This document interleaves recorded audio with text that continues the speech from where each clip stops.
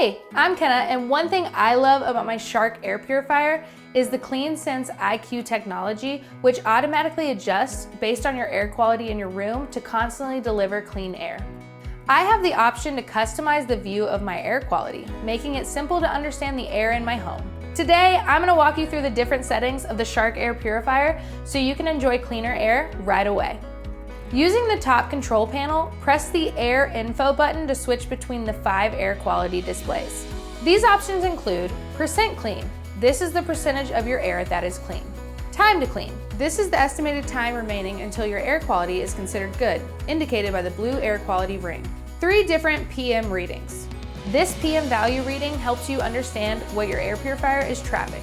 Small particles like bacteria have a volume of PM1, and larger allergens like pollen and dust have a value of PM10.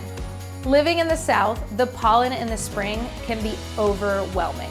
I like to leave my display on PM10 so I can track how much pollen is in my air at any given time.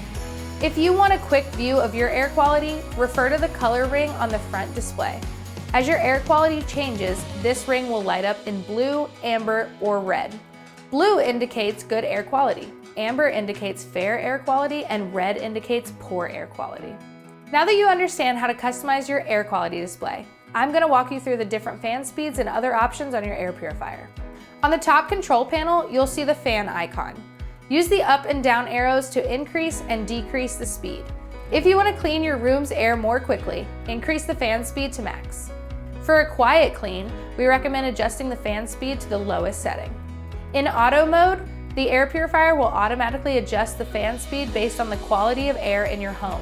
For example, if your air quality decreases, your fan speed will automatically increase. After 10 minutes of 100% clean air in auto mode, your air purifier will enter eco mode to save energy and optimize your filter life. If the air quality decreases, the purifier will adjust to the appropriate fan speed.